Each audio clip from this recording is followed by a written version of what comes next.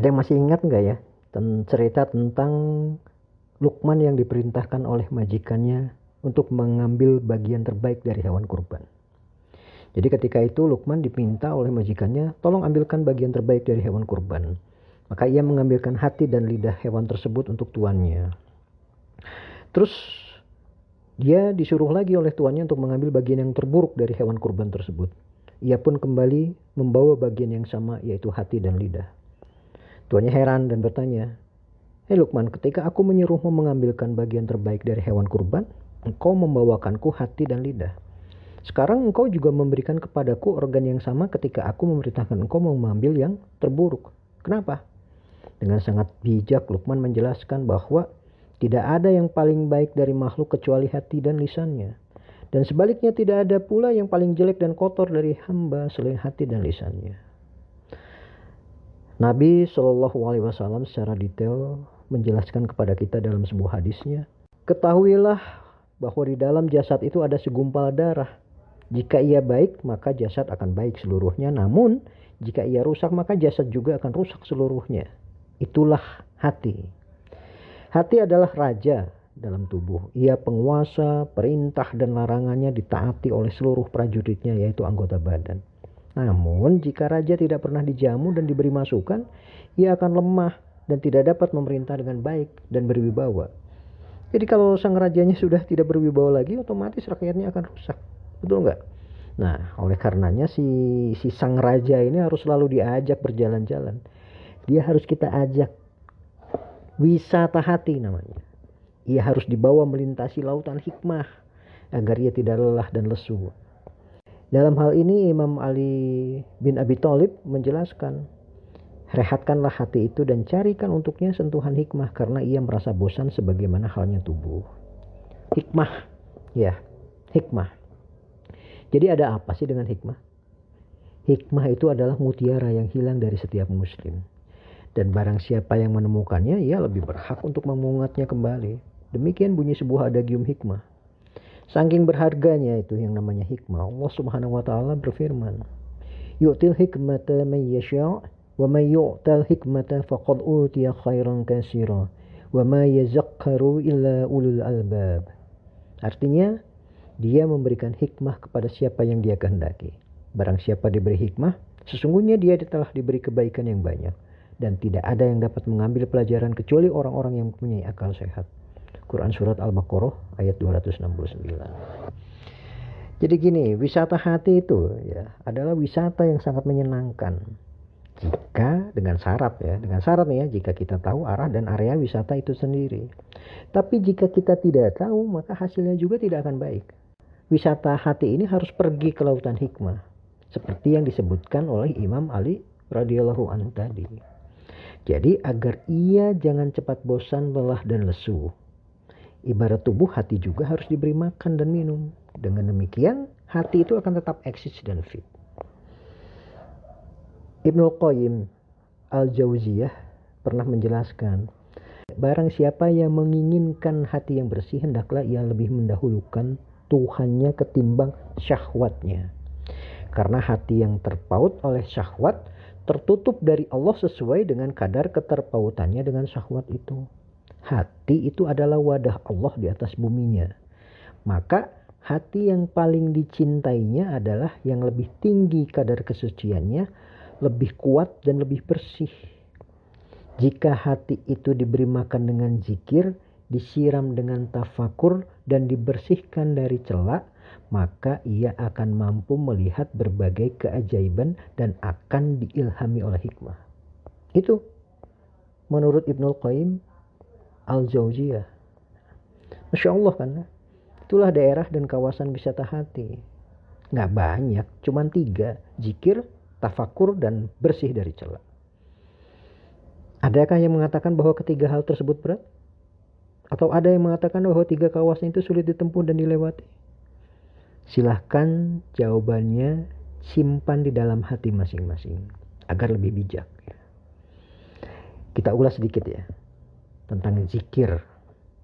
Zikir itu mengingat apa aja, terutama mengingat Allah. Allah maha mengetahui dan maha bijaksana. Dia tidak pernah lalai dari apa yang dikerjakan oleh makhluknya. Dia juga nggak pernah lupa untuk membalas amal hambanya, baik amalan itu adalah amal soleh maupun yang jelek. Dalam zikrullah ia sendiri berjanji, Allah itu berjanji akan mengingat orang yang mengingat dan menyebut namanya. Fashkuruni azkurkum washkuruli wala takfurun. Maka ingatlah kepadaku, aku pun akan ingat kepadamu. Bersyukurlah kepadaku dan janganlah kamu ingkar kepadaku. Quran Surat Al-Baqarah ayat 152. Tentunya jangan lupa ya bahwa setiap yang melakukan perniagaan dengan Allah pasti tidak akan rugi sedikit pun. Tidak ada kerugian sedikit pun ketika kita melakukan perniagaan dengan Allah. Berikutnya tafakur. Tafakur itu adalah bagian dari ibadah. Contohnya Nabi Ibrahim, bapak monoteis, adalah contoh ideal dalam bertafakur. Dalam gelap gulita beliau bertafakur. Dia mengira bintang sebagai Tuhannya. Ketika bintang tenggelam, beliau kecewa. Karena yang dapat tenggelam berarti bukan Tuhan. Ia benci kepada Tuhan yang tenggelam. Ketika ia melihat bulan muncul, ia kembali mengira bahwa itu adalah Tuhannya. Namun ketika bulan juga tenggelam, ia kembali kecewa. Terakhir ia melihat matahari terbit. Ia mengira juga bahwa itulah Tuhannya karena dilihatnya lebih besar, lebih terang. Namun matahari juga mengecewakannya. Hasil dari kekecewaannya itu ia kabarkan kepada kaumnya. Ia berlepas dari apa yang mereka sembah dan persekutukan. Dan pada akhirnya ia sampai kepada nilai tafakurnya. Tuhan bukan bintang, bulan, ataupun matahari. Tuhannya adalah justru yang menciptakan langit dan bumi termasuk isinya, yaitu bintang, bulan, dan matahari.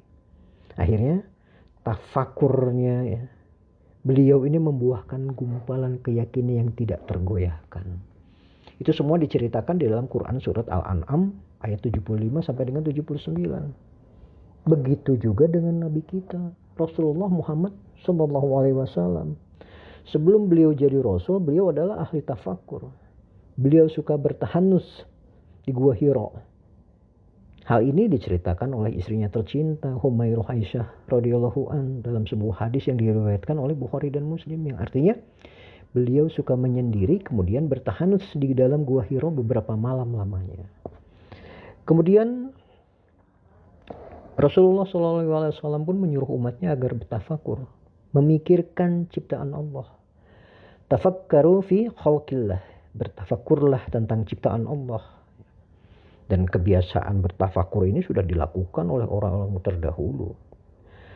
Hasan Basri menyatakan tafakur sa'atan afdalu min qiyami lailatin. Bertafakur satu saat lebih baik daripada sholat satu malam suntuk. Begitu juga Umar bin Abdul Aziz. Beliau juga berkata, al-ta'amul fi ni'amillah min afdal al-ibadah. Memikirkan secara jeli nikmat Allah salah satu bentuk ibadah yang paling baik. Maka bertafakurlah. Yang berikutnya itu tentang membersihkan hati dari celah ya. Sebab hati itu seperti besi, bisa kotor dan berkarat. Kalau sudah berkarat, susah bersihinnya. Walaupun bisa, biasanya yang namanya udah karatan, dibersihkan gak akan bisa sebersih asalnya. Namun hati itu bukan besi. Ia dapat bersih seperti sedia kala bersinar dan bercahaya kembali. Nah, yang bikin hati kita berkarat itu adalah apa coba? Debu modernisasi kalau saya bilang.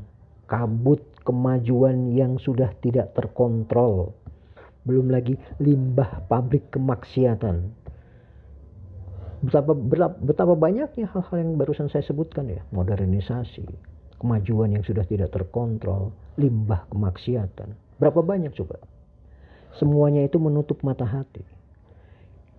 Kita terlibat di dalamnya. Semuanya.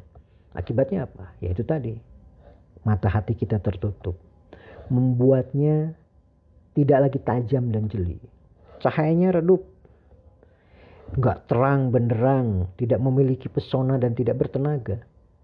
Nah, hati itu harus dilatih. Hati itu harus riyadhah agar dapat mengalahkan hawa nafsu.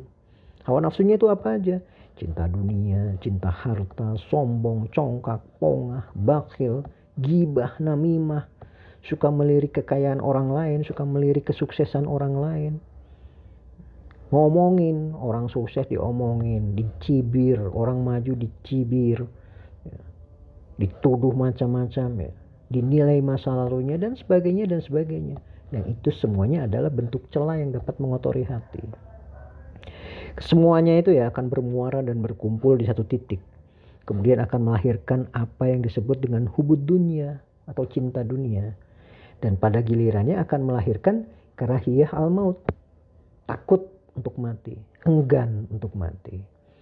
Nah, oleh sebab itu Nabi Shallallahu Alaihi Wasallam selalu mengingatkan agar hati selalu diarahkan untuk selalu mengingat maut. Aksiru min zikr hazim al-lazzat. Perbanyaklah mengingat pemutus segala kenikmatan. Aisyah radhiyallahu an bertanya kepada Nabi Muhammad sallallahu alaihi wasallam, "Wahai Rasulullah, adakah seseorang yang dibangkitkan pada hari kiamat bersama para syuhada?" "Ya, ada," kata Rasulullah. "Yaitu orang yang mengingat maut dalam sehari sebanyak 20 kali." Dengan mengingat mati, orang hanya akan ingat untuk berbuat kebaikan. Dia itu akan lupa untuk menggunjingkan kejelekan dan aib orang lain, untuk ngomongin, untuk gibah tentang kejelekan dan aib orang lain. Karena dia sadar bahwa amalnya belum tentu lebih baik dari orang yang digibahinya. Bisa jadi orang yang menurutnya buruk dan banyak dosa ternyata lebih mulia di sisi Allah. Nah, orang yang sadar bahwa kematian itu dekat, ia tidak akan pernah berani yang namanya memakan harta rakyat, berkorupsi, memeras. Ia sadar bahwa apa yang ia makan akan dipertanggungjawabkan di pengadilan Allah yang Maha Adil. Dan ingat, yang namanya catatan dan dokumen Allah itu pasti sangat rapih dan terjamin validitasnya. Nah, lahirnya kesadaran seperti itu akan menghilangkan celah dan keburukan yang ada di dalam hati kita, sehingga karat hatinya dapat pudar. Hati adalah cermin Allah. Ia tidak akan rela dan ikhlas jika cerminnya itu kotor, karena ia tidak dapat tembus oleh cahaya hidayahnya. Itulah wisata hati. 3 poin: zikir, tafakur, dan celah. Hilangkan celah dari hati kita. Mulai saat ini, yuk kita mulai wisata hati ini. Kita mulai wisata hati kita.